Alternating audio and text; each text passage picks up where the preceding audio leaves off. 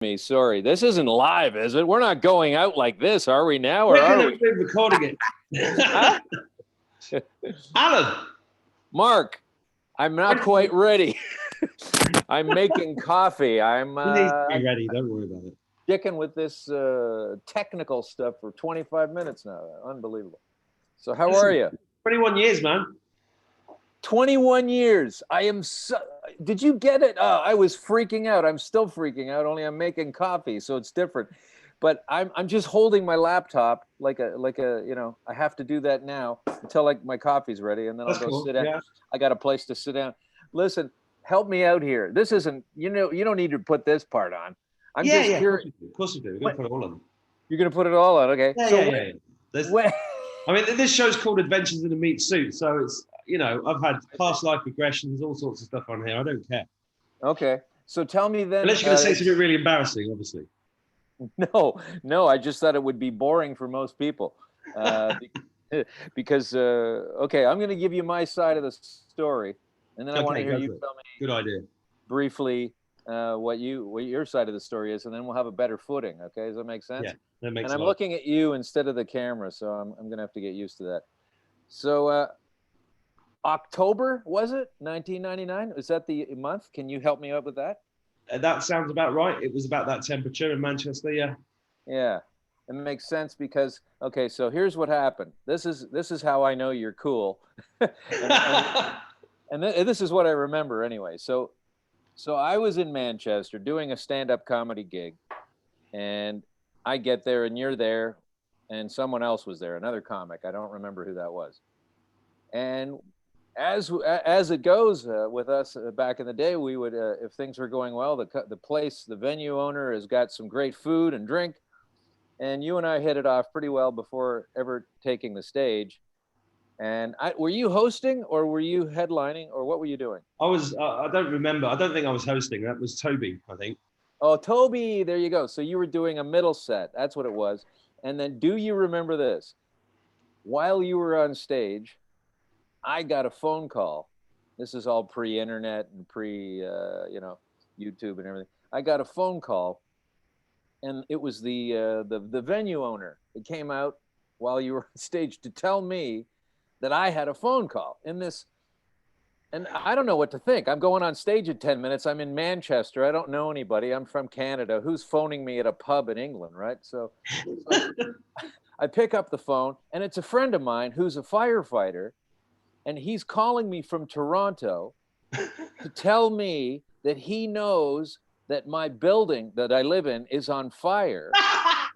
No one can get out of the building, and they've got it sealed off. No one can get out. He's telling me all about it on the phone, and he's telling me because my wife was trying to get a hold of me, who's in the building. She's in the building with her pregnant belly, and she's going to give birth in about a month, if you're right about October. And I'm getting this news standing in this guy's office in a pub in England going like, well, what am I supposed to do? And so I had that stuck in my head, and then I put the phone down, and then the guy asked me if I was okay, the pub owner. And then I go on stage, and I think I opened with like 10 minutes of telling the crowd about this phone call. This is ringing a bell. It's so unnerving to be told something as horrifying as, oh, by the way, your wife and baby are in a burning building, and there's no word on it, and we can't get a hold of them, and it's been going on for a while, and we'll talk to you later. Enjoy. And I gotta tell jokes. Gonna make people laugh after that. That was a crazy. So I was already having a hard time with that, and then later, after the show, you had commented a couple times on, wow, that must have been crazy getting information like that just before you went on. We hit it off. And then we all went out, and there was another friend there who I won't mention because, who knows if she wants to be mentioned. And we had drinks, and we went to a curry house. And I think what happened was my B&B was then too late. You kindly offered me to stay at yours. And so that's what I did. We chatted. We were up late. We got up early. We had tea. We chatted some more. And then I had to go and catch the train. And that's it. We stayed in touch, email a couple of times here and there in the early time after that. You sent me a videotape or something that you did. Oh yeah, because yeah. Dustbin. What was it? Yeah, Dustbin the Fellas? sweepers one, yeah. Sweepers, yeah. So I had that, and then we lost touch. Well, you know what happened then? I got married, had 5 kids, moved country. I should have left earlier. And then I'm like, I get on this show, the Charlie Ward show, and then I start talking about I think he asked me how I got to the, woke up to everything. And then it popped into my head. Right. I don't remember if you actually gave me a piece of a printed out version or whether I think you emailed me a load of stuff. That's what you did. I did. Yeah. Later. Yeah. That's what it was. Because we talked about it on the night. We talked about it on the night first before I emailed you anything. Yeah. Because I think you were the first person that asked me whether there was what was on the dollar bill, and I'd lived in the States and I didn't know that there was a pyramid and an eye on it. And you hadn't seen it yet? No, I think it was the first, I'd been there for a year and I'd never noticed it. And I think I said, what the fuck is an Egyptian pyramid doing on the American dollar bill?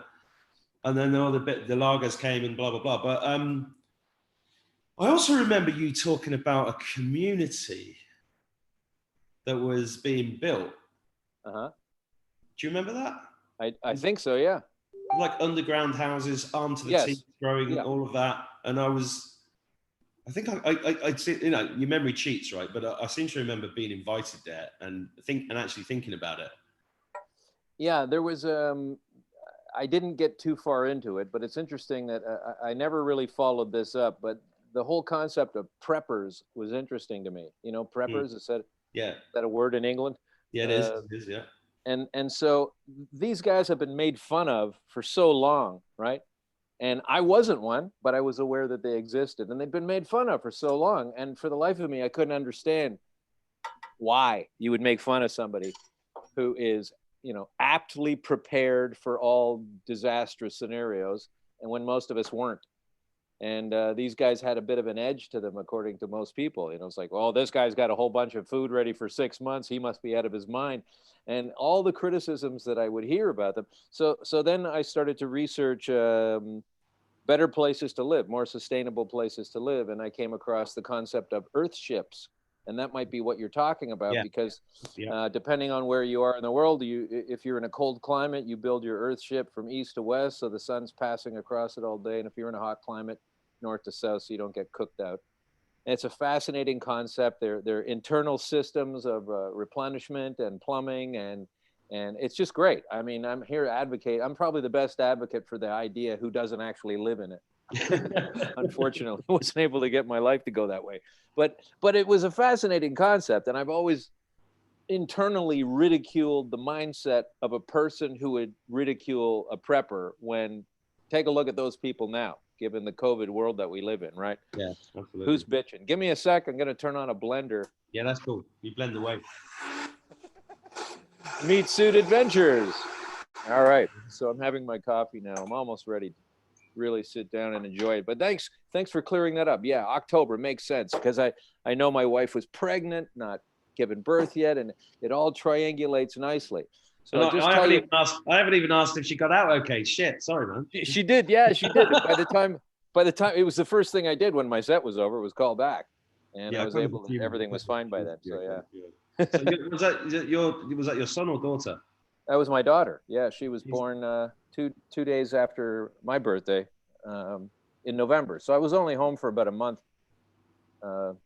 before she was born. Yeah. She's 21 now. 21 now. Well, wow. Yeah, just turned. Yeah. Crazy. It only seems like yesterday.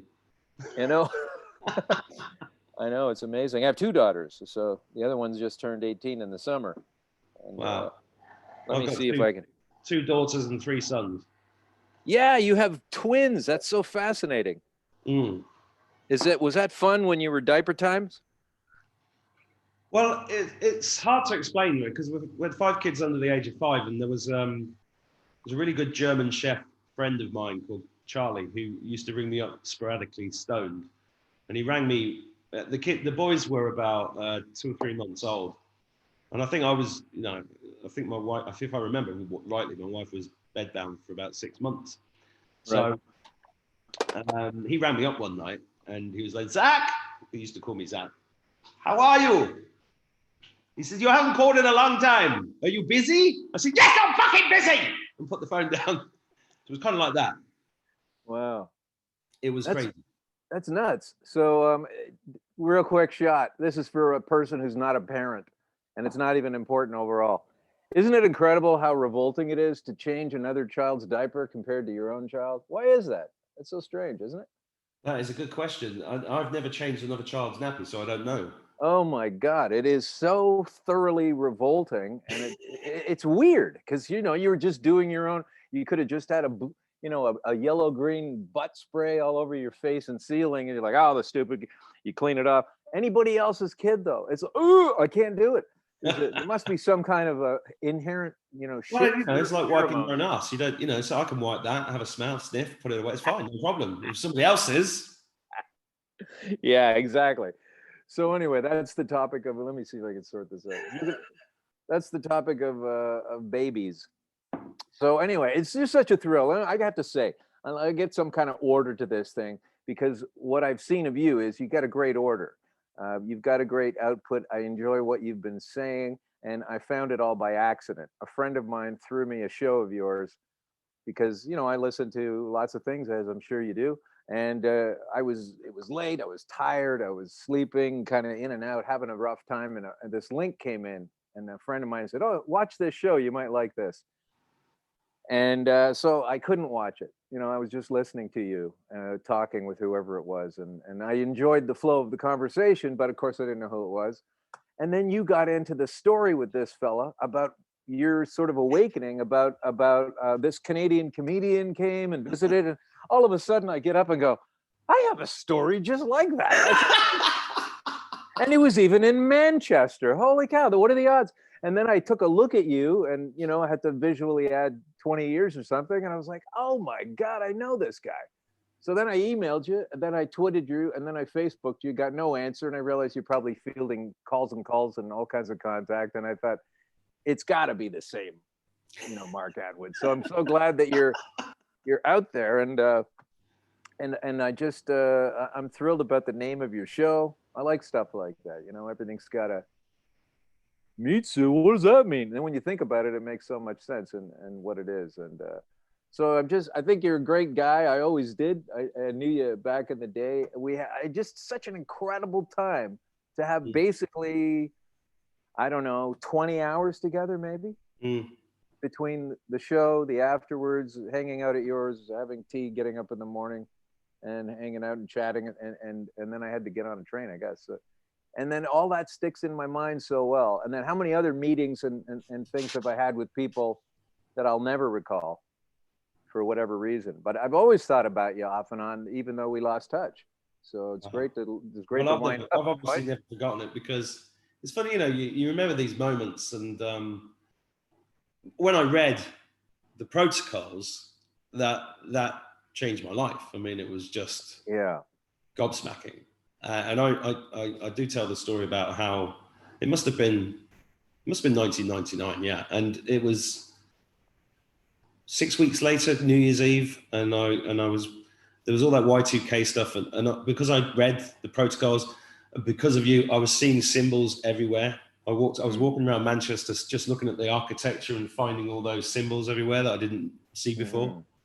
And I was like, oh fuck, they're everywhere. Because when that moment happens to you, it's like, and you feel like you're the only one, because and I did go through, I got a bit paranoid and scared. I was very, very frightened. I remember being very frightened. But then we got through 2000 Y2K, but then 2001 happened. Yeah. And I don't know if you know, one of my school friends died in the Twin Towers. No, I don't know much about. We don't have much contact after that. 99, 2000. So I don't know that. I'm sorry about that. You had a friend in the tower? He was in the towers, yeah. Oh, wow. And his brother was my best friend at school, and his journey from there was just extraordinary, because he just took a couple of years, but he started piecing it together and go, this doesn't make any sense. So he really went for it. I mean, he even got flown to Guantanamo Bay. I was invited to go with him, but my wife stopped me going. To see it? Just to check it out? No, when they were doing the kangaroo court of the terrorists, he got invited. The funny thing Wow. is, here's the funny thing. You know about they have weather control and all of that, right? So they flew him over from England to Washington and then from Washington down to Guantanamo Bay. And he just missed a hurricane, Wow. which was called Hurricane Matthew. And if you Google it, you'll see a satellite picture of the face. It's like a skull, but his name was Matthew. And as we Wow. know, they will happily take down a plane full of 100, 200 people to get rid of one person. Oh, sure. So, and they, I believe they almost burned. They tried to burn his apartment down as well. So he's dodged. He's been well protected by other forces. But that journey intensified for me, and then it intensified a lot when I moved country, because it was my wife's idea to go to Morocco, and I jumped at it, even though it was a massive cultural shift. Yeah. But one of the reasons I jumped is because I was getting really sick of Britain, because Britain was becoming a police state and there were cameras everywhere. It's a nightmare place to live. And then experienced the freedom of Morocco for 4 years and then came to Ireland. But that involved homeschooling the kids and then watching the difference between their freedoms there compared to here is just extraordinary. You mean in Ireland or Morocco? The freedoms in Ireland. No, Ireland's a police state as well. Ireland's not in a good place. I mean, it's an Illuminati shithole basically. But the country's beautiful and the people are beautiful, but the government is shocking. So, I was talking about this stuff on Facebook for about 10 years, but never came out of the closet because I thought it'd fuck up my business. I thought, or I thought it'd fuck things up for my kids. Right. There's a show in England called the Richie Allen Show. And yeah, I was on that show. Well, yeah, so I've met Richie a couple of times. He's an amazing bloke. He invited me on it on his show about 5 years ago. And the reason that's when I was on the show. Oh, was it? How funny. Yeah. Well, the reason I turned it down is because we forged the vaccine certificates for my son to get into the school in Morocco. And I didn't want them to know that, because he wanted to talk about vaccinating kids, and our kids weren't vaccinated. So we're yeah, practically brothers. You know that, right? We're practically brothers. I got this is like another story that I can also tell. But do go ahead. No, it's good, isn't it? Yeah. Great. I mean, same thing. How funny. How funny. I can't quite get over it, to be honest. But it's Yeah. So anyway, sorry to interrupt, but you had to get this done. You got the vaccination allegement done, so you could claim that your kids were good to go, as it were, right?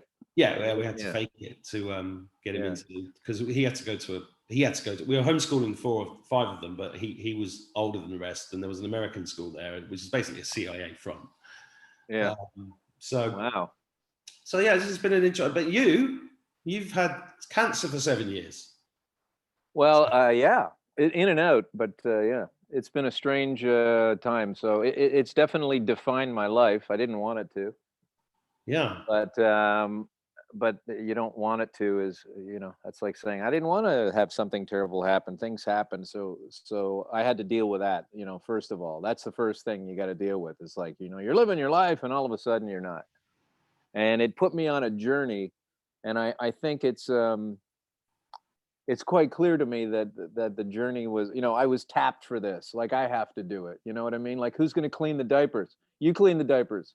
So I'm cleaning the diapers. So what I learned was, basically what I learned was, I have this because the way it came at me, the way it was so relentless throughout 2013, lucky 13, what a great year. And I don't know what's going on. I was just deteriorating, weakening, falling apart, literally, and without a reason that I knew of. So, visiting the doctor, getting tests, all of that, showing nothing while I'm deteriorating. He's like, you're fine, this is good. It shows nothing here, negative test, you're good to go. And, meanwhile, you're inside this meat suit that you can tell is agonizingly falling apart, in pain, can't do things.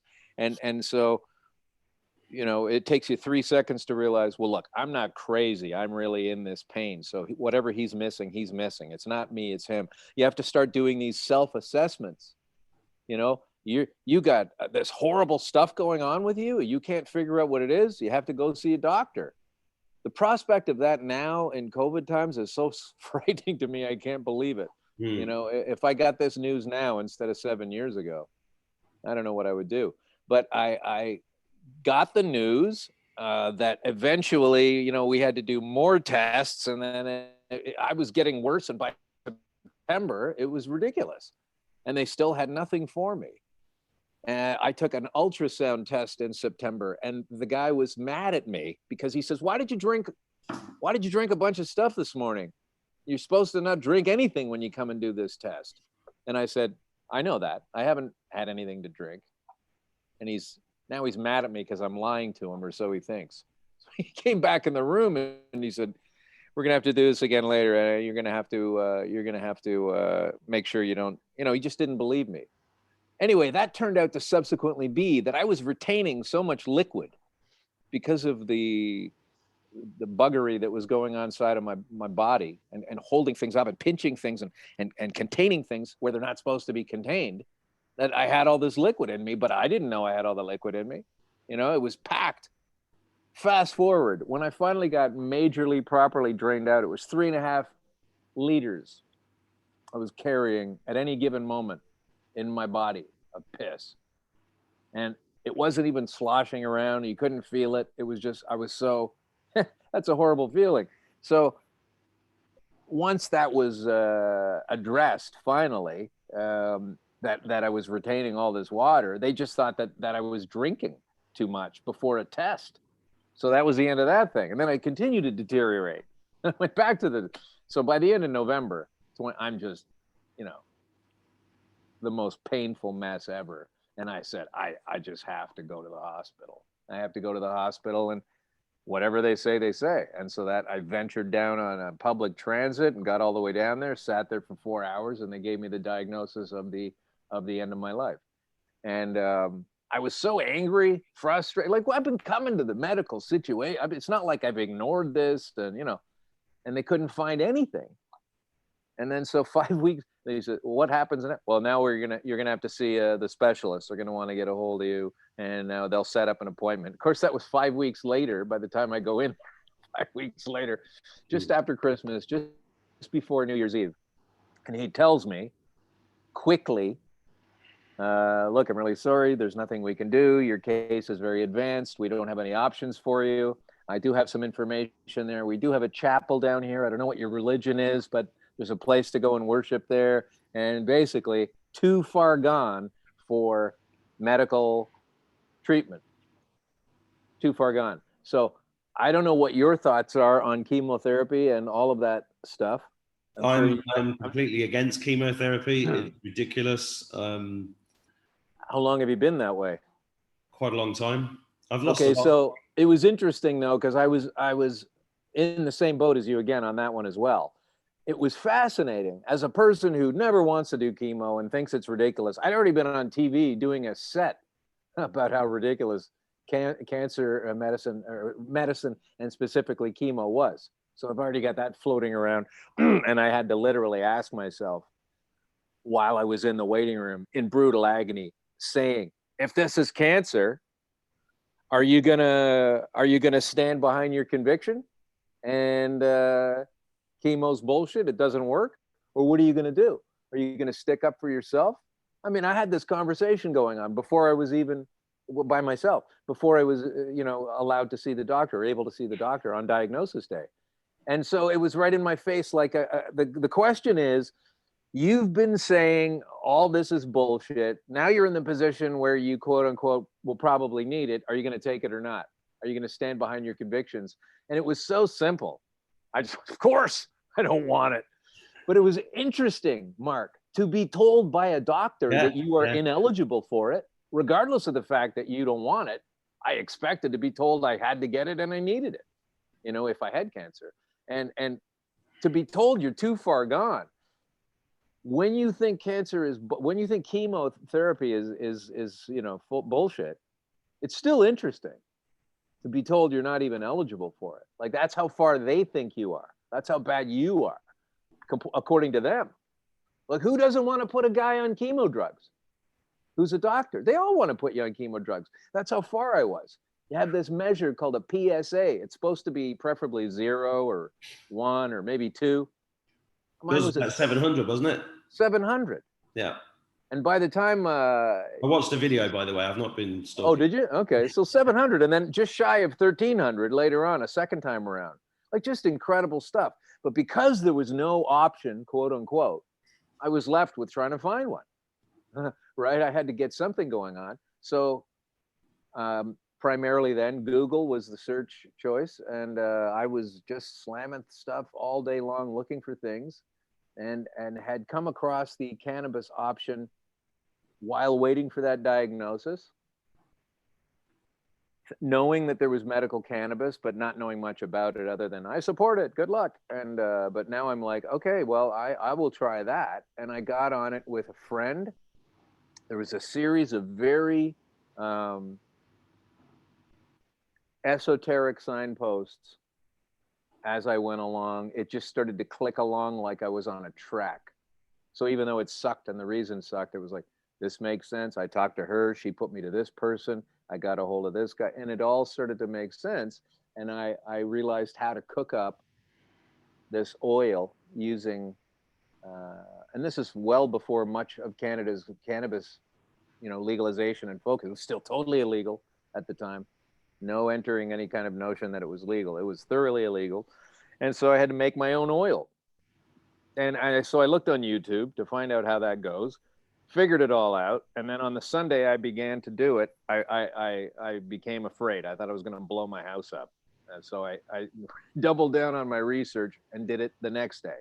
Did you use a rice cooker?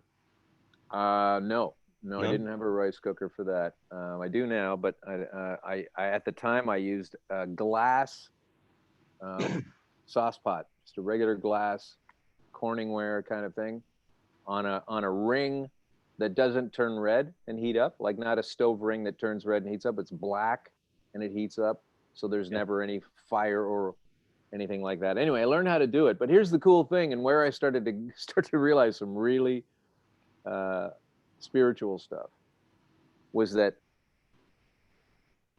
while I was waiting for my diagnosis, so I was writhing in agony for hours in the waiting room and going to the bathroom every 10 minutes. It was just ridiculous. And I didn't know what was going on. It was awful. My partner at the time and I were involved in some argument. So by the time I was going to the hospital, she didn't even know I was there. So I'm waiting. I'm alone. And Mark, this is terrible, right? You're just sitting there going, oh God, what is happening? And it hurts. And there were people leaving, sitting in front of me because of the grimaces that would come on my face. And God, like things would happen. No one wants to sit in front of that. I understand. And then all of a sudden, the whole thing just slowed down. And I sat inside of this smooth glass bubble. It was like a big thick glass wall went up around in front of everything. So I could still see nurses and people moving about and activity in the hospital, but it was like I was looking at it from behind a thick glass, blurry shield, like an ice shield or something. It wasn't cold, but it was like that. And everything just went boom, shut down. And while I was in that state, it even occurred to me to think, no way. This is some kind of magical bullshit that you've heard about. And like I was aware that it was strange at the time. Now I understand people are going to say, yeah, you were in a lot of pain. You were panicking. It's all games of the mind and tricks. Fine, have that thought. I'm sitting there in this going, no pain all of a sudden, first time in months. Just sitting there fine, looking around at this and hearing just humming in the background, very quiet. And then a clear voice comes in and says, you need to get involved with medical cannabis.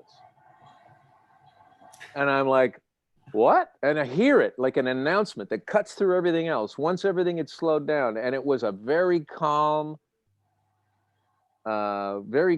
even voice, no panic at all. And I basically countered it. I said, but I haven't smoked pot in years. You need to get involved with medical cannabis. And I went, okay, all right, whatever. And I started thinking about it. So then I get the diagnosis. There's a whole bunch of funny stories with that. Literally, the guy who told me about it, everything, the way it went down, not how you'd expect it to go. But I decided to get involved with medical cannabis. So the next day, I'm in a table read at a television show for a comedy special that's going to be shot in soon and is going to be broadcast on New Year's Eve. You got to read a table read for a comedy show script like 10 hours after I've been told I'm going to be dead for sure. Here's the fun part. The doctor that worked on the television show, as you know, there's a doctor on staff. They have to sign insurance certificates so the star gets injured and they're always on set. This guy does that for a lot of show business in Canada. And he was the one that I was going to see all summer, trying to find out what's wrong with me. And he was the one authorizing the tests that were coming up with nothing. He was the one that was, I'm phoning him back. Well, I don't know. Well, I'll send you to the specialist. I went to the specialist. Then I went to the ultrasound guy who told me I had too much liquid in me. Yeah, that's a problem. You're supposed to connect that up. Like, this guy was the doctor who was missing on. So on the first day of the read, this is the day after I've been diagnosed. I've got my morphine with me.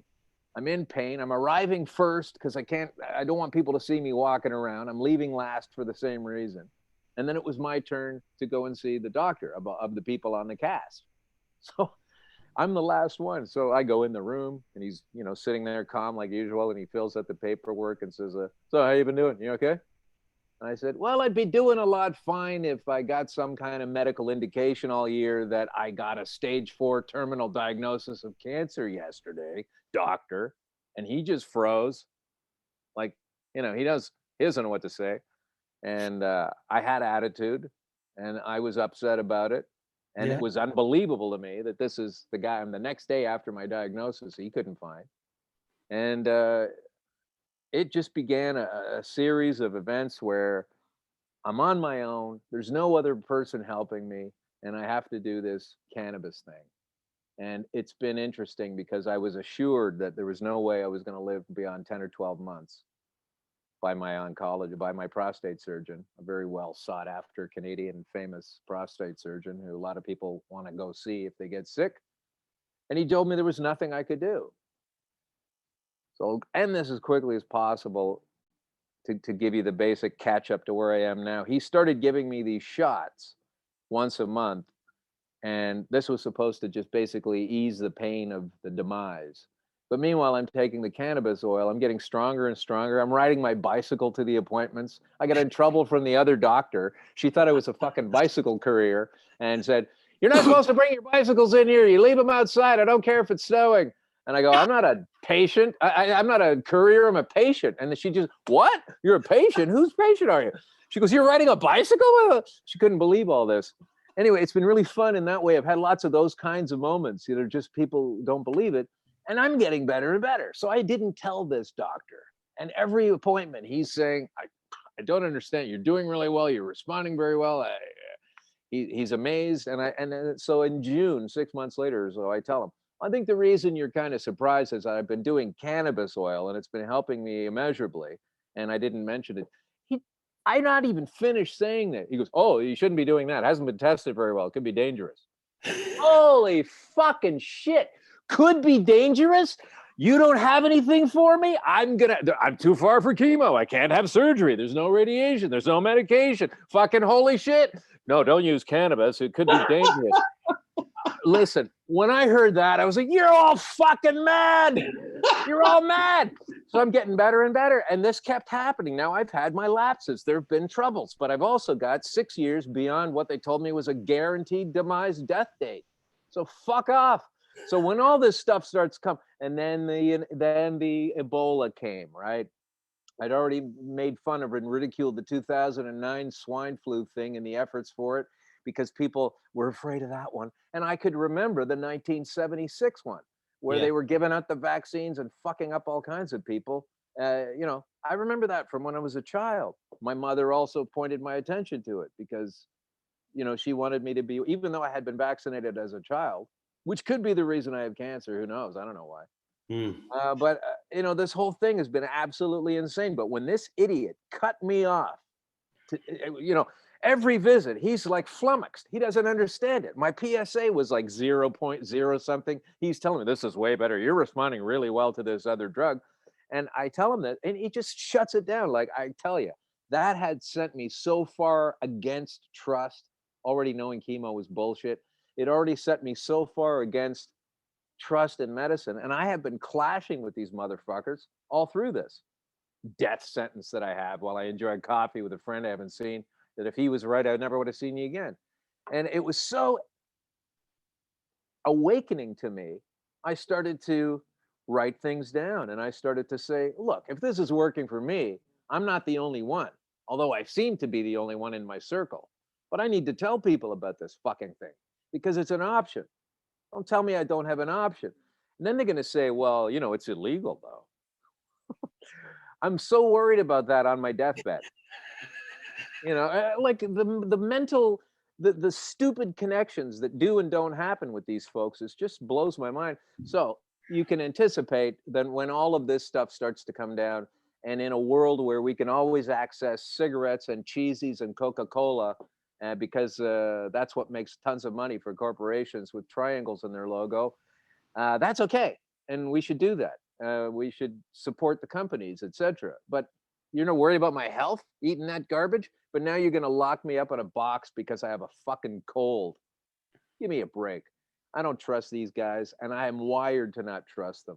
I admit that. I have an inherent bias at this point. So, but when you start to see things, hear people like yourself and the folks you've been talking to, and the other folks around the world that you do and don't know and haven't met, your Charlie Wards and your Tom Cowans and all these people, you start to realize that while you are constructing a jigsaw puzzle, at some point you realize the picture you're working on, even though you don't have all the pieces left. Right? So I know this is a picture of a boat sailing on the ocean on a day with seagulls flying around. Even if I haven't filled in all the pieces, it isn't going to all of a sudden be something else. It's not all of a sudden going to be, oh, this is actually a background shot from one of the Star Wars green screens. No, it's a fucking boat with birds and a thing. Like, it's this close. So don't tell me this other stuff. Get the Danish mask study going. Where is that? Let's pressure that. I went on the dark web, a connector to the dark web, to ask some guys, can someone release this Danish mask study, please? Can we get that out there? The Danish mask study that they're talking about? I've not heard about the Danish mask study. Oh, wow. Okay. Fill me in. Obviously, you're aware of all the controversies over masks. Yes. But there's a Danish study that has been going on, and it's specifically to COVID. That's the thing, is there's a ton of mask studies regarding viral transmission and all of this stuff over the years that is not COVID specific. It's just viral specific. That's good enough for me to understand that it doesn't work properly, or the way they say. But to have the mask study, these guys, specifically, again, related to COVID-19, they can't publish it. The Lancet has turned it down. The New England Journal of Medicine has turned it down, and as to publish it, a fucking study and the reason is, one of the guys in the study, one of the doctors said, we would love to release this study if we could find someone with enough courage. Now, why you need courage to produce factual data these days is well, now you're fast forwarding into 1984 memory holeism. Mm-hmm. And we didn't know all this was going to be exactly the way of that. But basically, this study, it infers a lot of things that they won't release it. These guys want to release it. No one wants to release it. Why not? It's going to show stuff. It's going to show stuff that's counter to the agenda. It's going to reveal, when you do this all the time, you see these fucking idiots, and I'm going to call you a fucking idiot. You got a mask on, and it's across your mouth. We'll pick it, and they pull it out, and it comes down, they pick it up, they pull it again, and they're doing this all the time, right? It's just incredible. You're not using it properly in the first place. Mostly everybody that advocates them doesn't even know how to use the fucking thing. And so, but these guys are saying, basically, they can't produce it, they can't release it, because it's going to be shot upon so badly, shit upon so badly. But it's factual. They have the study. They want to release it, and everyone's saying, like of the COVIDia world is saying, no, no, no, you're not going to release it. Well, what's it going to show? It's going to show this. If you can infer, I'm sure it's going to show that when you're wearing the mask all the time, those are the people that are testing positive most of the time. Of course they are. I'm not wearing a mask at all. So I'm not running down to the testing center to get tested either. So I'm the guy not wearing the mask who's not going to give you a statistic. The statistic being I didn't get sick. Everybody who's got a mask is the person running down to the shop getting a test. Yep. Get sticking a thing up your nose and allowing the thing to go and touch your brain blood barrier back there because you have to get a sample when you're also advocating there's a sample right here in front of this mask. I can't just spit in a cup. You got to touch my brain barrier for that. So anyway, once I started reading all this stuff, seeing all the flip-flops, going back on the Fauci recommendations and everything else, you can understand why personally I would be skeptical of the medical profession in general. And, I'm all glad they're there if you get your arm severed in a car accident. That's amazing. Sew it on, help me out. But I just don't go for this whole thing. The hydrochloroquine was fine, but it becomes an anti-Trump thing. Yep. I know some people that are not politically astute or into it or aware who don't dislike or like Trump. And they were just like, well, this stuff is working. It's good stuff. Like, this is clearly an attack on the guy's credibility. Like, where is what I was saying before about Trump and all that stuff is if you want to pick on things that he's done that you don't like, there's all kinds of stuff people can go at. But when they start making up things like, well, hydroxychloroquine doesn't work and the president says it does, so he's an idiot and we don't have to sell this anymore. That's really dangerous territory. And we've been seeing that all the way through this. This is the 1984 thing. And so we're right back to the medicines and everything else is just like I have had a high level of skepticism. Obviously, you knew that in the first place. And my path seems to be bearing out okay. Like, yeah, I'm dealing with cancer, but it comes in and out. And what the cannabis does and how I'm able to tinker with it and experiment with it, it's just amazing. So I'm keeping a record of it as best I can because I'd like to be able to distill it down to some tighter principles just to be able to distribute that information to people. Yeah. And that's why I did my show. That's why I did Green Crush. I said, I can't be the only person that knows this information. It's not just for me. If it works on a biological unit, it could work on another biological unit. Absolutely, it does. And, what year was it that you had that moment when you got told to check out cannabis? What year was that? Oh, that was 2013. That was while I was awaiting my diagnosis. Everything shut down. There's more to the story. I don't know if I can tell you about it or not. But whatever you might want to ask. But that voice that told me, it wasn't my voice. It was a voice. It was a real voice. And this is where people, you got voices in your head. You're crazy. No, I believe you. I know all that stuff. But and I know when they're real and I know when they're not real. Yeah. And then when it sets you on the path of you're actually getting things done and you're actually improving. And that voice came to me again 3 days later because I was diagnosed on the 20th of November. I'm going to get into some numbers now. And I know you talked to some other friends, those other people that were not allowed to say their real names, Juicy and Lucy or whatever. Mm-hmm. Oh, you fascinating. Yeah, sure. Fascinating couple of shows. I'll be going back to that too. But numbers have been just incredible for me for the last 4 or 5 years since it started to become a pattern in my life. So I was diagnosed on November 20th. You're the same way, yeah? Yeah, 100%. Yeah. So I was diagnosed on November 20th with the actual disease. That's the day that I heard the voice.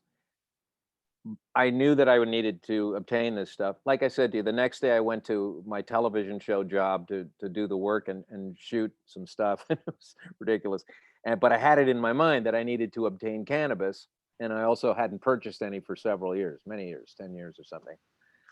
And so I had to find out, I need a good source and I need to get it quickly. And, so I've got all this in my head. I've got to figure it out. And I had a great friend, wonderful gal, who helped me out obtaining some of that stuff, and I could trust her, and she found someone for me. And yeah, so whatever. This is on. I don't care. This is all true. I don't give a shit. So I hadn't partaken of cannabis in quite some time, and so now I've got this stuff. She's crying with me. Oh my God, I hope this helps. Let me know how it goes. And I'm going, well, I know this is quality stuff that she's given me. That's a good start. And she says, well, do you want to smoke a joint before you leave? And I thought, I guess so. Why not? So I smoke a joint before I leave at her place. My partner at the time is in my car out front of the place. Smoke this joint halfway through, and I'm feeling good. It's just I'm feeling better, and I'm on my way to go see a concert for tickets I'd already purchased some time ago. And so I've got this cannabis, gonna see this concert, and on Sunday I'm gonna make this oil. Right, that's the plan. So I've got this is Saturday the 23rd. This comes up a million times for me, the 23. It's just incredible. So I found out on the 20th. I have the medicine, and I obtain it on the 23rd. And I'm just leaving her place. Thank you so much. And I'm going back to my car, and all of a sudden, oh my God, I had to go to the bathroom so badly. Both ends. It was nuts. Just came on like a hurricane. And I was like, can I please use your bathroom? She's in a shop. This is a shop, not a home. And she's like, yeah, it's over there. So I go in, use the shop. And this is all, I'm not trying to be gross or anything. I'm saying this because it's integral to the story. Yeah. I had great difficulty going to the bathroom for, everything was blocked. Everything was, like I said, I was retaining piss like you heard about. And it was just, this massive release from both ends. Like it felt euphoric. Yeah. After this joint. And I was sitting there on the toilet, just amazed at how much better I felt just from that. It was like a little indication. It wasn't like job over, job done. Yeah, but it was like you're on the right track kind of thing. And again, the voice comes in, the same voice that told me to do this. And it said this.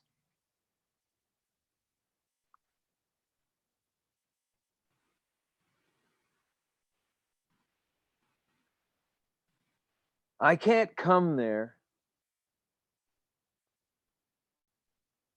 but my agents will help you and return you to me. So that's a lot to take in when it's clear. It was like the slowing down in the hospital again, the voice again, it's calm. And I was just like, and I knew exactly what it meant, and you don't, but you will in a couple of seconds personally. I don't know about your audience. I have been on a quest for improving myself and not being an asshole and trying to tell the truth and trying to clean up the messes of my life and even the messes that affected me that you could easily technically blame on being raised by parents and before that. I've been trying to do that for a long time. And because I've made a lot of mistakes in my life and messes, and I've been trying to improve. So in the summer of 2002, I've got a young baby at that point, as you know, and I've got a notion that another one might be coming sometime, and I am depressed as hell. It's 2002. We've dealt with the whole 9/11 thing. Now it's just going around in a loop, and I don't like the way the world's going. And I can see that was an avenue of massive problems and a reason. I passed out almost watching that plane hit the tower. My wife told me later, I lost consciousness. I fell back into a beanbag chair when the second plane hit on TV. And I just went, of course, of course. I basically passed out repeating the phrase, of course. And she didn't know what I was talking about. I'm just going to tell you, I was in intensive care that day. Were you? Yeah, suspected heart attack. Holy shit. So I get into kind of a depression and I start searching and seeking as we all do. And I came across the concept and the awareness of ayahuasca in the summer of 2002. So I our lives. I became interested in it and I started reading about it and fascinated I'd never heard of it before. You know, not like I think I know everything, but when you hear something like that and what it is, and you go, wow, I can't believe I've missed this. So I was reading about it, and it became something that resonated with me as like, yeah, I want to do it. Yeah. But I was afraid to tell my wife about it Yeah. because, you know, she's a Scary. mom with a baby, and it's, you know, we're in a different world. And I know I've been on the internet researching from like, what time was it? Right after that, 11:30, 12 o'clock, I was online about 9/11, suspecting it was bullshit on the fucking day. And there's geniuses that have written books about 9/11 that didn't even believe that or think about it until 2005, 2006, 2007, before they Yeah. even became aware and wrote a book. I was like, knowing it was bullshit, I should have written a book, you know? But when that happened, and this is all bringing it around for me. This is all like purpose of my life stuff and this kind of phone call is that when I heard that, it put me into such a state. Like I could see, well, this is going to be a shitty world for my little kid that I got, and I don't want all this. And I was in a depressive state, and I thought I need more answers than we have apparently access to, or that I've been able to find. And ayahuasca becomes a thing. I start researching it. There's a place in South America. I connect with them. I start having conversations with a person, and I'm sold that I want to do it. And I had enough funds to be able to pull that off, and then the next thing I got to do is tell my wife. So the plan was January 3rd to January 21st or something. I don't know. And you know, and I know it's going to be freezing cold. I know I'm going to have a 9-month-old baby or whatever it is. I'm going to leave my wife, go to South America, take a bunch of drugs in the jungle while my wife stays in 30 below temperatures and I'm in 30 above temperatures. How am I going to say that to my wife? How am I going to tell her that? So I found the way to do it. I sat her down. I told her about it, and she was amazing. She said, "Yeah, of course, you got to go." It was such a weight lifted. You know, she was like fine with it.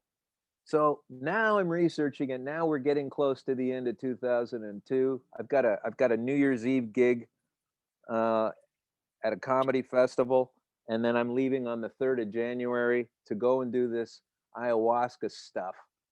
Find out what that's all about.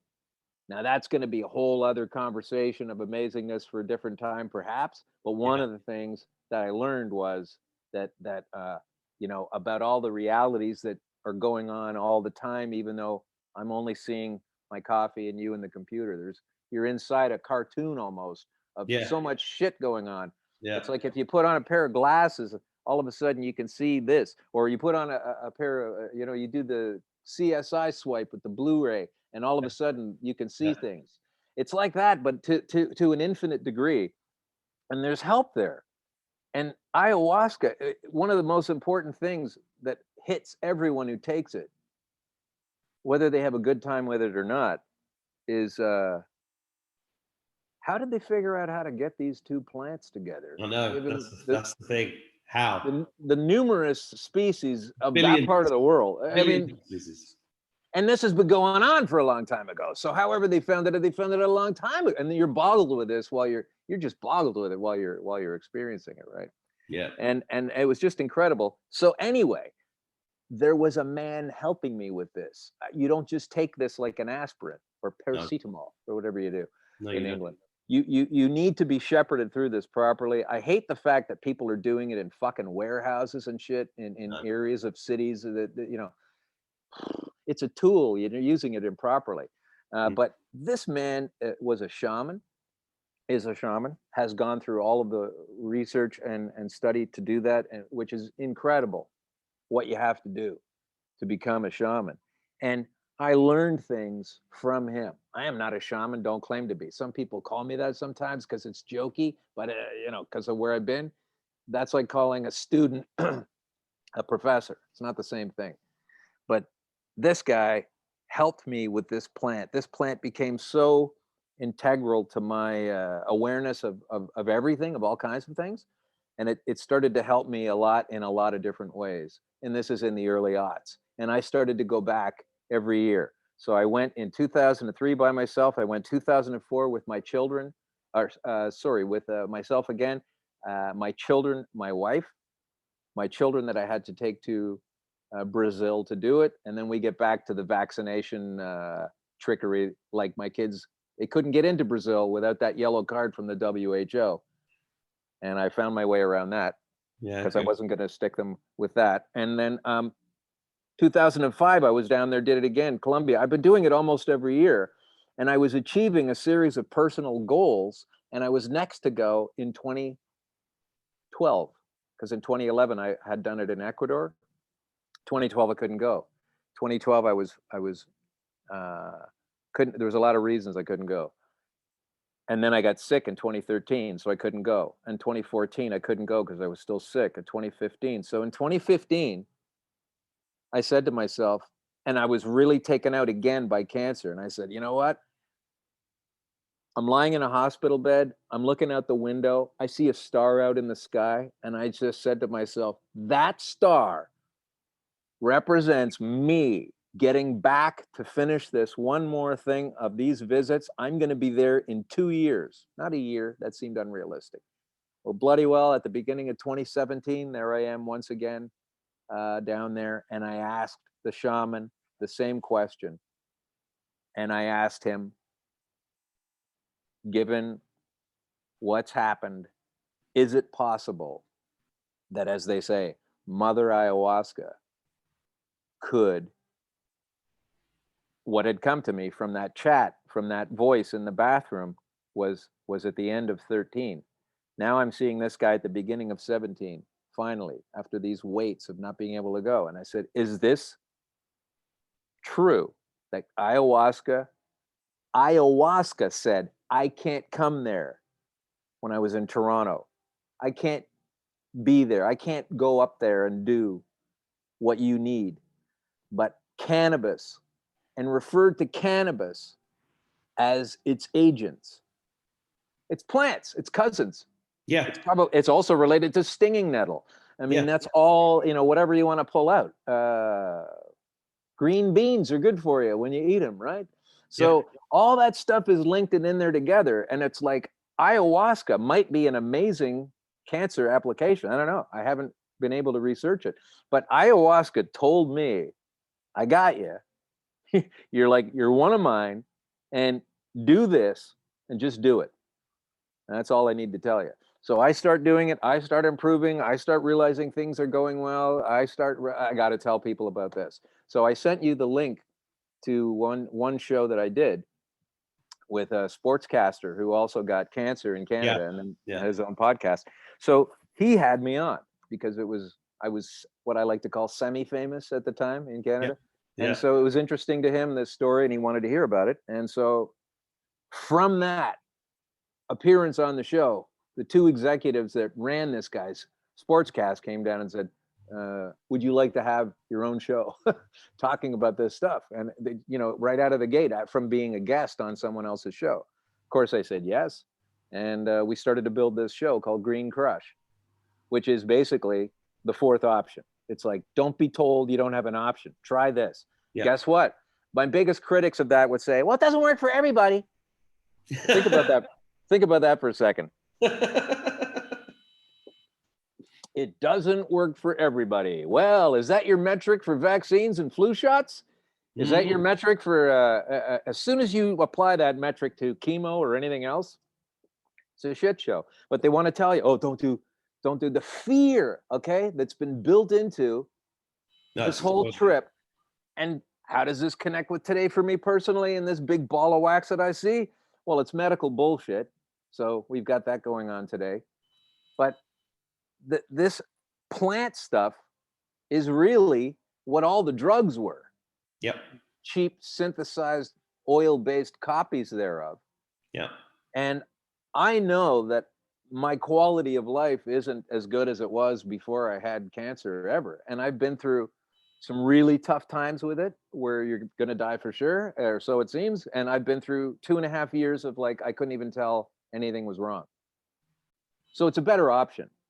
And there's a ton of stuff about cannabis that made me realize the fight that we are now in.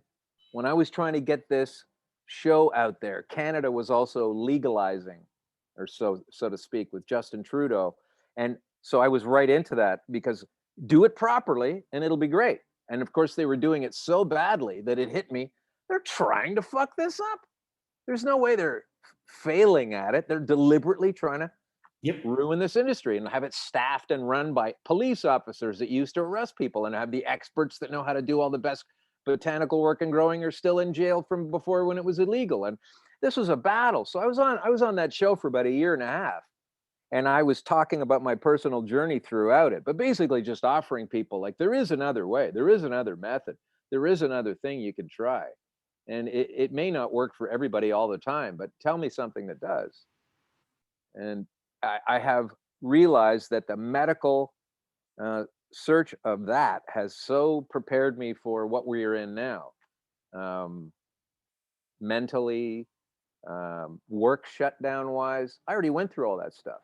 You know, I've been watching my comics, friends of mine and people I know, just, you know, freaking out and complaining. Haven't worked in 6 months, and you know, I can't wait to get normal again. And it's not going normal again. It's not going to happen. It's a transitory phase, and they're all losing their minds. And I'm like, yeah, I already lost my mind. I already know what it's like to be physically controlled and told you can't work from cancer, but you're being physically controlled from, you know, NWO reasons. It's the same thing.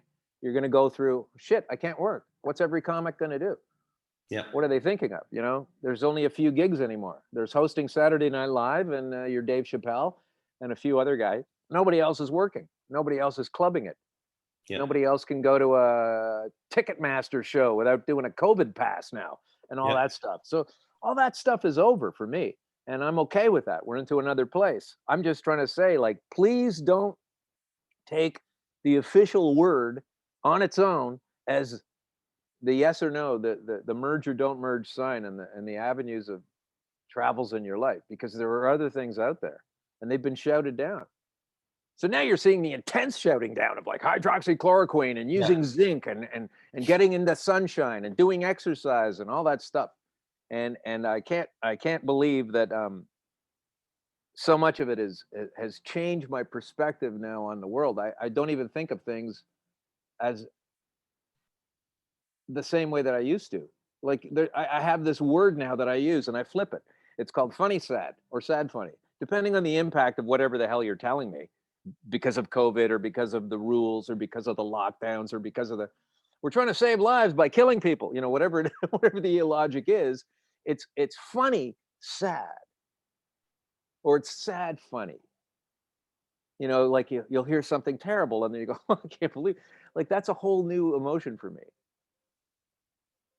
Funny sad, sad funny, one word, and it goes like this depending on how it impacts you. Before it used to be funny, it used to be sad. Now it's like everything is all squeezed into one. I can't understand. Okay, here's what's funny sad. For an example, it's funny sad that if I offer you in two of my hands here this vaccine, which is 90% effective, or so I say, to get you out of this trouble, or this vaccine, which is 99% effective to get you out of trouble, well, you're going to choose this one every time, right? Until this one's called the immune system, and this one's called something from mode RNA. Or sorry, RNA mode. Oh, sorry, Moderna. Yeah. How do you, it's funny sad, isn't it, Mark? To know 99% plus chance without a vaccine and any kind of potential whatever, or 90% 2 or 3 times a year. I can't wait for that one. Like, to me, that is funny sad. Yeah. I don't know what to do with that. Yeah. It's crazy. And you're going to go along with restructuring and reshaping the entire economy and fucking everything up. Did you see the Ticketmaster story came out yesterday? No. Ticketmaster, got to have the COVID pass. You got to buy a ticket online. You got to have proof that you have within 72 hours negative test, or you've got proof of vaccination. Then you'll be able to buy the ticket. Then you go to the venue. Then you have to reissue that stuff. Then you have to show your proof again that you're healthy. And so I'm not going to a concert again, is what I'm telling you. Well, I think you will. This is. Well, I mean, given the strictures that they have now. Right now, yeah. That's what I'm saying. I'm not getting on a plane. I'm not going on a boat. I don't care to subject myself to all of that crap. You know, if you're going to make me, I think it's all playing out to show people that don't realize what it really is, how bad it could have got. and I think they're done. I think they're over. But I've always been an optimist. Yes, you are. You're an optimist. I find myself more pragmatic than optimistic, but it's more of a middle ground. Like it could go either way. But I'm so personally fine though with my own place. Like I literally, you could say between January and April this year, I was pretty convinced that this was going to be the final year. My body does things; it starts to shift and change. I'm still taking the medicine, and it seems like there's no improvement. And it's just nuts. And so I have to double down again on everything I'm doing, watch everything I'm putting into my body, also double down on meditations and spiritual awarenesses and everything else. But I do have that message that an esoteric, otherworldly effect from taking a plant in a jungle later triggered my awareness that a different plant could help me medically. And that has been the case. So, I don't care what anyone says otherwise. Usually telling me. I've had exactly the same experience, just slightly different circumstances. So we're brothers. I know it. So it's a crazy ride, isn't it? I mean, I've been taking CBD every day for 6 years now. And what does that do? How much do you take, and what is it doing for you? Why do you take it? I take between 10 and 50 milligrams a day, depending on what I need. Initially, I took it because my mum got cancer, and that chemo meeting that you had, I was sat next to her when she had hers. Right. And so, although I've not had that experience, I've witnessed it with my mum. And we talked a lot. I mean, I'd studied cancer a lot, and because her twin sister had died of it 10 years previously. And I talked her into not having chemo, but going for the meeting. And when she got to the meeting, the doctor was just like a double glazing salesman. I mean, he was coming out with maths that didn't stack up, and I was working it out as he was talking, and he was talking really quickly. Yeah, they do that really quickly, like he couldn't wait to get it, and he was trying to get a signature, right? So I was like just watching him, going, "What the fuck is he saying?" And he said that it's this percentage, and then that percentage, and then that percentage. And at the end of it, I said, "Hang on a minute.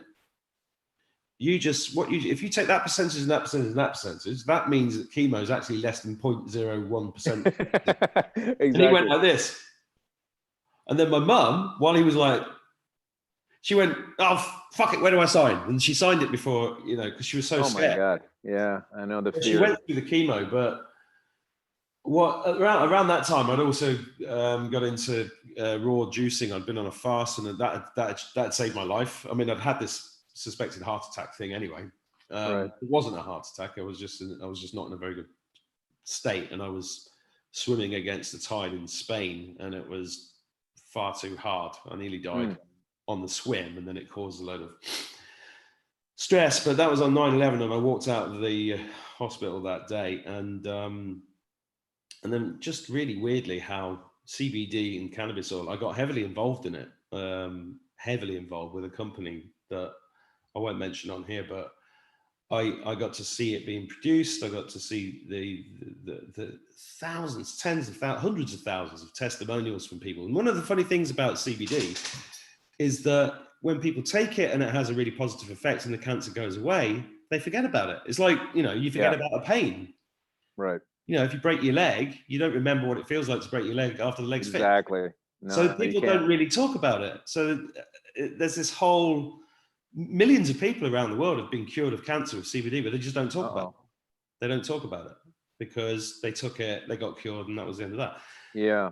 My mum's been having it, and she's been having green juices. And then there was another thing with her where she was taking a cancer drug afterwards that the doctor told her she must have. And it made her so depressed. She was suicidal, and she was in so much pain. Oh my God. It's called Lyrica, right?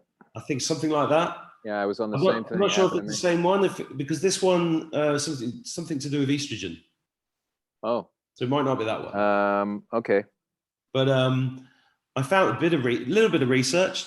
10 minutes. Found out that pomegranate seeds do the same thing with no side effects. So I put her on pomegranate seeds. Yeah. She's fine now. She walks 5-6 miles a day with the dogs. Has been Wow. doing for the last 7 or 8 So years. she's eating pomegranates basically, right? Like you eat the whole thing. Well, she would know And it was the seeds that she was eating. yeah, yeah. Well, I don't mean the peel, but when you eat a pomegranate, just because you like pomegranates, you open it up and you eat the Yeah, seed is yeah, inside a little yeah, vesicle, right? It's yeah, inside a little. So you eat that, and you yeah, just eat pomegranates. So you peel it and eat it. And yeah, pomegranates. yeah, yeah, yeah, Wow, yeah. amazing. Yeah. And it's amazing, you know, plants, plants, plants. And then Yeah. ayahuasca came into my life. Peyote came in first. Oh wow, yeah. I did a peyote session with a Mexican chief on a ley line in Glastonbury in a wigwam. Wow. And I had no idea what the fuck I was doing there. I turned up in my Jaguar, right, into this field, thinking, oh God, a load of hippies. What am I doing here? And I nearly turned back, but something kept me there. And it was just so beautifully, it's indescribable how beautiful it was. And, Yeah. and when you find out, you know, that kids grow up in native tribes with this one from the age of 3, 4, 5 years old. Yeah. And it's called that particular ceremony is called Way of the Warrior, where you have to sit with it all night. And the first night, everybody sat up back straight, being fed this peyote around the fire by the chief with the feathers. Right. And I'm like, what the fuck is this? What the fuck is this? So I'm eating it. I'm drinking. I'm like sat there, and then I'm like this. Wow. I'm on the side for most of the night, going, get up, and I couldn't move. And then ayahuasca came, and what you told me about ayahuasca, I have 100% same thing. The ayahuasca has followed me around. It was never left me.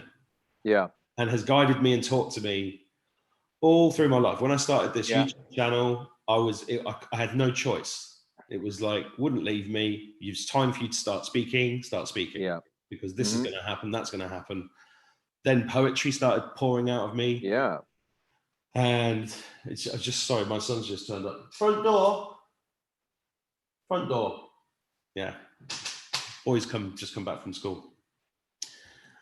Yeah. So although we've had different lives in the last 21 years, and everything's for a reason, I think. And it seems to me like you're the perfect person, you know, to be able to bring awareness to this stuff, because I strongly believe that plants have all the answers. And you know, I say to my kids, you know, God didn't put mushrooms and ayahuasca and cannabis there for no reason. Yeah. You know. Yeah. Sure. So he didn't put spinach there for no reason. It's the gatekeepers have involved themselves. Speaking of gatekeepers, this is how nuts it is now. So there's this a medical agenda, and you don't take hydroxychloroquine, and let's all get ready for the vaccine, and that's going to fix everything, right? So that's the mindset of the perpetrators. And while that's going on, everything is changing.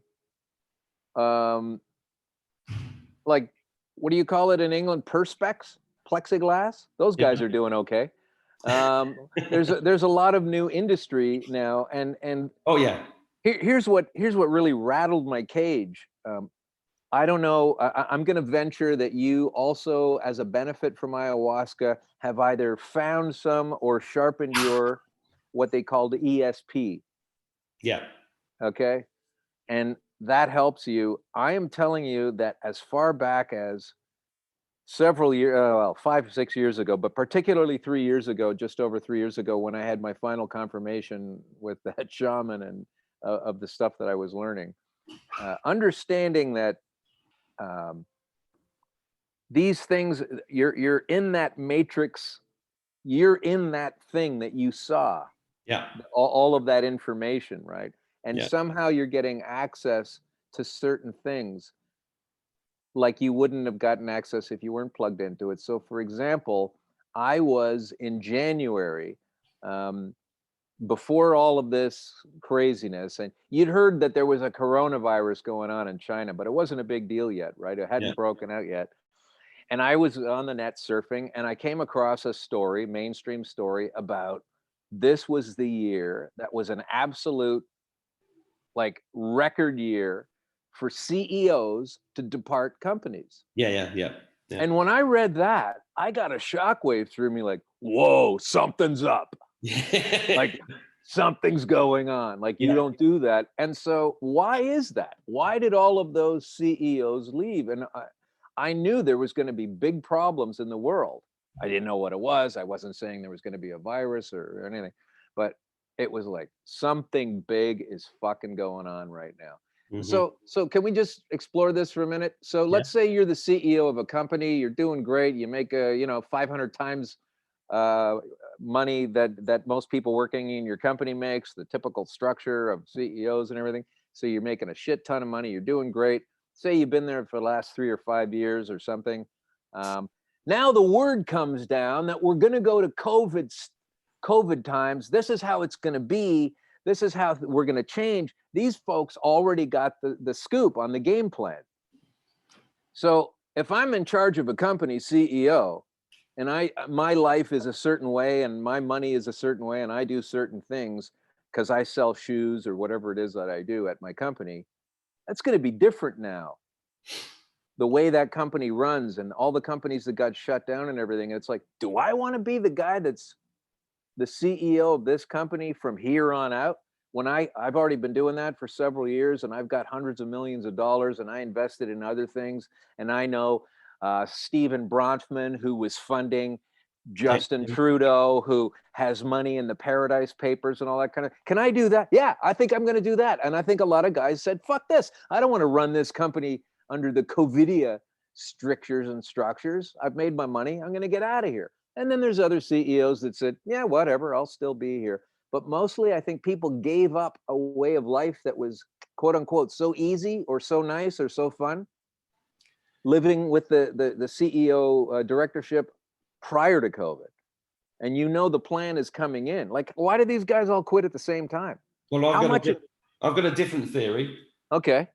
Most of those CEOs that quit were part of satanic pedophile rings, and they knew they were being rounded up. Okay. So that's going on at the same time. So is this the thing where I've had trouble with this, where there's hundreds of these people all rounded up? They're in Guantanamo, but we still see versions of them walking around. Millions of them. Cloning and stuff, and I lose the plot at that point, Mark. I don't know what's going on with cloning and all that jazz. I don't know. I haven't looked into it, but it's creepy. It is. I don't know much about it. Well, there was a video I put up on Facebook today that Reuters put up yesterday. Okay. I'll just get the title of it because it's worth having a look at. In fact, I'll show you it because sure, put it on. It's gobsmacking, actually. I'll just dig it up. Okay. So we step away from this personal interview to go to a broadcast commercial brought to you by Mark Atwood. We'll be right back. So cancer didn't kill the sense of humor then? It found it slaughtered a lot of it, I'll tell you. It doesn't seem like it. Yeah, I'm still a smart ass. Yeah, good. Just before we go to this thing, one brief sliver of a story. Yeah, go on. Remember you said about how when I got the news from the doctor, who was in the emergency ward, who had tested me, who came back with the news, he's now got to tell me the terrible news. He wasn't allowed to tell me the news. He said it's either prostatitis or prostate cancer. If it's prostatitis, then you'll have to do blah, blah, blah. And if it's prostate cancer, blah, blah, blah. And he wasn't allowed to tell me, and for some reason, because he's a emergency room doctor. Is that a legal thing? Yeah, I think so. I'm not really sure about it, but basically he needed to let the expert tell me the full deal, right? That was his. He's presenting me with a few possibilities and then saying, but when you speak with your expert, he'll let you know everything. But he wanted to tell me the truth. So he leans in and says, but it's actually cancer. He says that to me so that I have the full knowledge. But Mark, this is where it is so weird.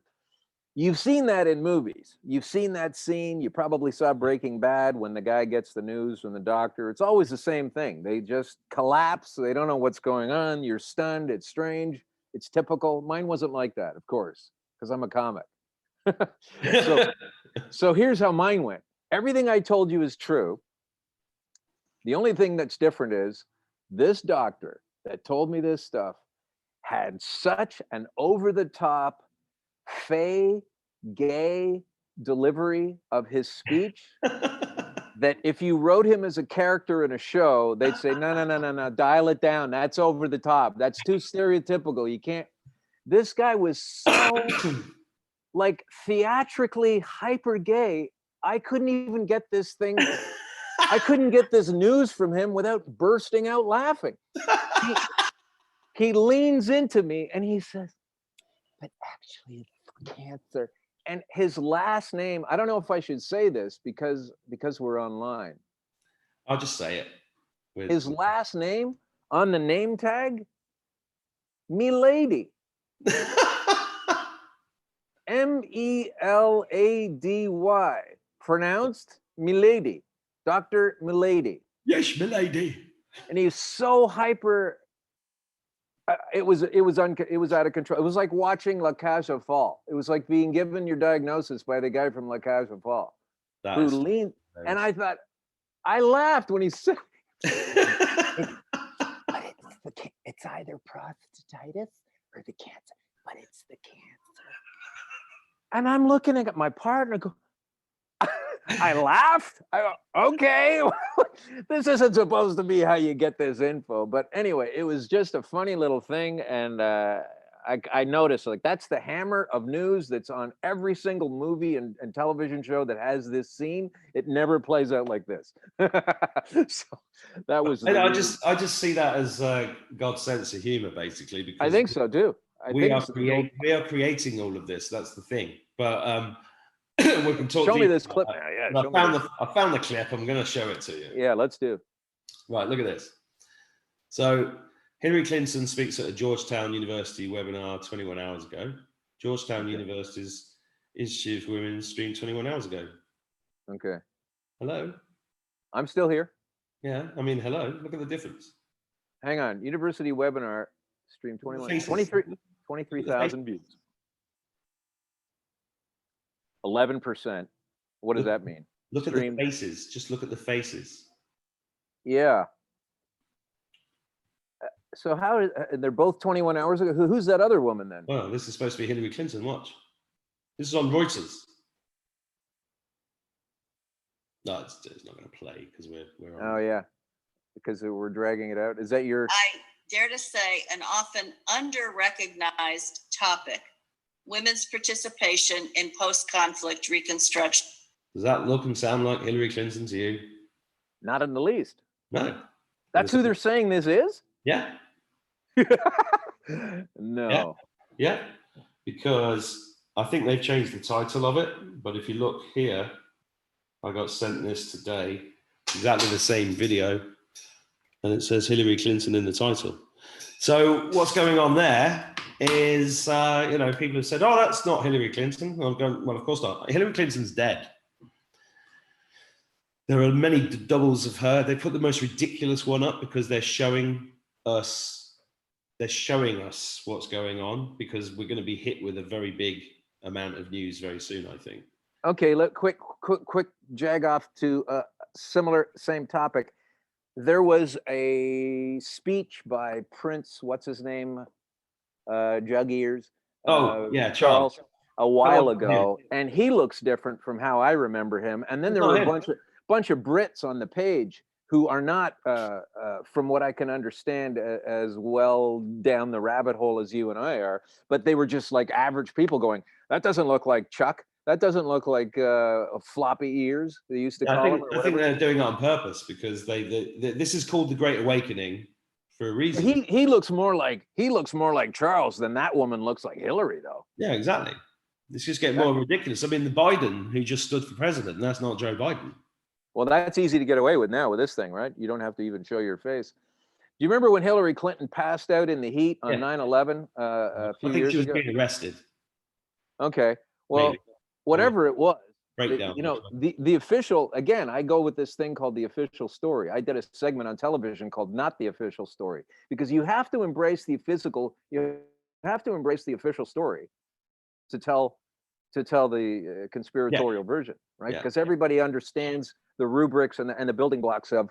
So first, Hillary Clinton didn't even pass out at all. That was all bullshit, so they said. But then later they said, yeah, no, she did pass out and she was captured, and it was the heat or something from 9/11. And then, but when she came out, like several hours later from the New York City townhouse, different look, different walk, and she's fine all of a sudden, and you're walking her around where before it was this big health risk. Now she's okay. That to me was a clearly, this is not the same person coming out of there that we've seen on TV. But subsequently, it seems like it is. And I don't understand how you personally can tell and know about these. Okay, so what's the purpose of having, Hillary Clinton say is so bad, we have to arrest her and put her in Guantanamo and maybe kill her, but we'll also have a fake one running around saying all the same bullshit that Hillary says. And we'll have a same Joe Biden saying all the bullshit that Joe Biden says. What is the point of that? When it came to take this cabal down, I think it's been in the planning for a long time. I mean, if an idiot like me can be reading the Protocols of the Elders of Zion in a curry house in Manchester 21 years ago, I'm sure that there were more powerful people than me in the past that realized this shit was going on and decided to try and do something about it. So the logic in my brain has been, over the last 10 years, has been that there are people out there that not everybody in the world is evil, right? This group of people that wrote the protocols and have been running the planet and everything else, they're psychopathic. They're not human. I actually don't think they're human. I'm not just saying that as a metaphor. I think they're literally not human. Right. And they have been feeding off the human race for a very long time. It's like a farm, right? And you can look into the mystery school. I mean, I've done, since I saw you, I must have read quite a few hundreds of thousands of hours of stuff, read videos, meetings, everything. Right. The conclusions that I've come to are not conclusive, but where I am at the moment is in an optimistic state, because and this is all part of the spiritual journey as much as information. It's as much about intuition and visions as it is about anything else. I trust my visions and intuition now more than I trust anything else. Yeah. And where I'm at is that there's been 22,000 kids missing every day worldwide for a very long time. There's an infrastructure beneath the planet's surface that is deep and vast, and it's demonic, literally demonic. And there's technology that's been suppressed and hidden from us for a very long time, all part of the plan. And it was this particular plan about getting everybody microchips and digital currency and getting rid of 90% of the population goes back to the Georgia Guidestones. It goes back to the interview that Aaron Russo, the film producer of Trading Places, did with Alex Jones back in the early 2000s. It all makes sense, right? So when this virus hit, I wasn't surprised at all. I was shocked by the scale of it and how people were falling for it, but I wasn't. I was expecting something to happen around at this time.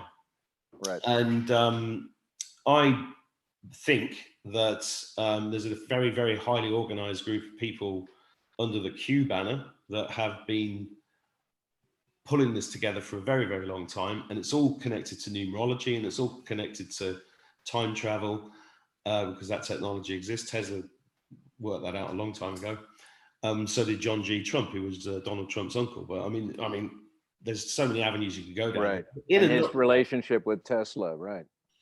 Yeah. In a nutshell, the bad guys have lost, and they had a number of choices. One choice was to do a military coup and just take over and say, right, you've got all these satanic pedophiles, and we're arresting them all, blah, blah, blah. But the other version is far, far more intelligent. And the other version is we take them down, we take down the power structure, we take the head of the snake, then we've got to flush out the rest.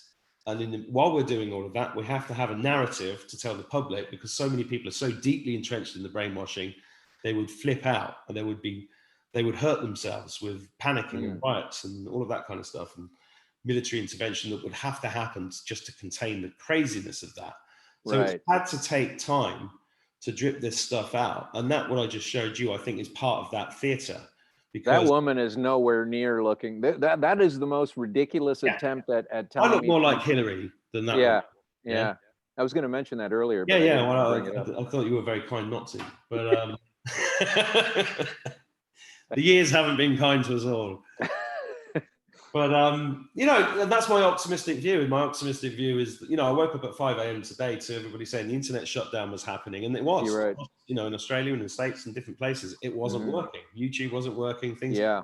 The emergency broadcast system has been tested. There's just a ton of things that kind of point me in that direction.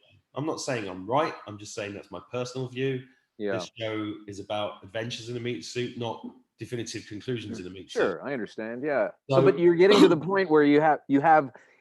So the good guys. I'm just going to nutshell this. So the good guys have arrested and or have pending executions for some of the bad guys, while they perpetuate what seems like the bad guys are still out there doing things. Yeah. Well, look. But at some point, you have to reveal. At some point, you have to reveal. And I think the election is all about that. And we've got the equinox and the planetary alignment on the 21st of December. We've got all of the indigenous tribes across the world and their prophecies, like the Hopi prophecy, the meeting of the eagle and the condor, which is basically darkness to light and the merging of the two. And it all kind of lines up astrologically, numerologically, spiritually, emotionally, historically. Everything's kind of coming to a head. And I think we're about to hit that. So I'm very optimistic. And I think a lot of it is, I mean, if the cabal were going to be successful, we'd all be dead now.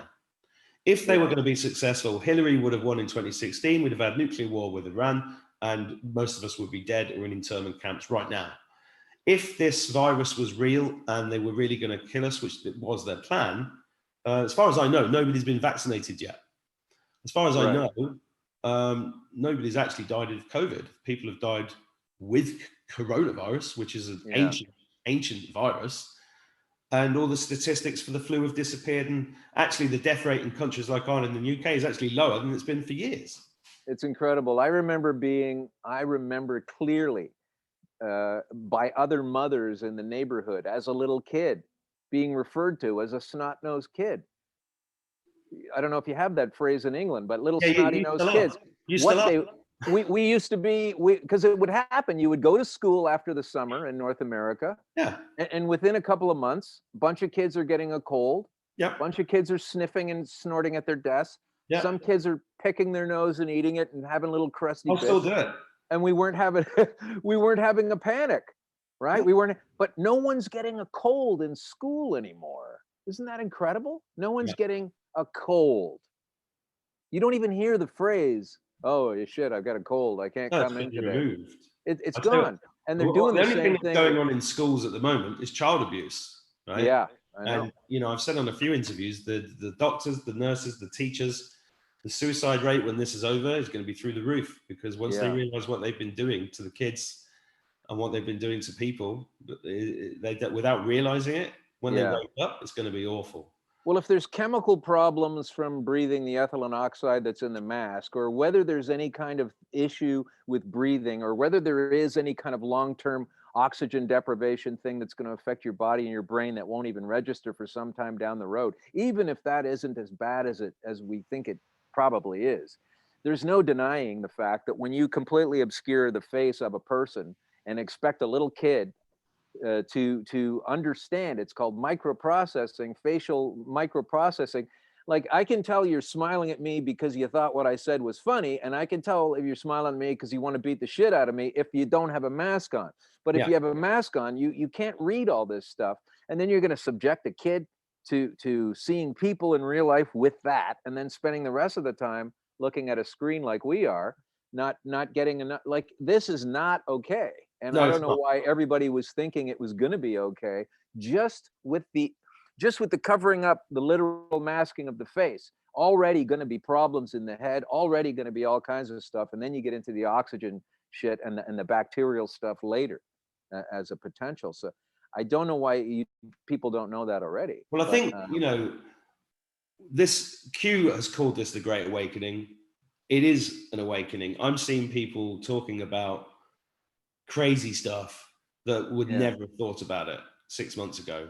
Majority of people are going, this doesn't make sense. And I think the election fraud is like the cherry on the cake. because when Trump's just sat back, let them claim victory, let the press do that, let all the foreign leaders say congratulations, wait, and then he's going to hit them so fucking hard, it's going to be ridiculous. And when that happens, it's going to be a big shock, but the shock won't be anywhere near as bad as it would have been if he'd done it 4 years ago. Right. Because people have seen more and more ridiculous things. And the internet is just like a reflection of how quickly things are getting around. And we could talk about this for hours, and I'd love to talk much further. Yeah. Sure. Well, we can do another time. I know you probably have to get going, make dinner. Because my boys just turned up, and I'm going to have some FaceTime with them. Real FaceTime, yeah, real that's FaceTime, great. Because it gets dark here in about an hour, and I have this small window to go and hang out with them and do stuff. But I understand. Yeah, sure. We started this by like saying hello to somebody I've not seen for 21 years, but then very easily we're back to that back to my house. Well, I remember the house. I remember your house. I remember that night so powerfully.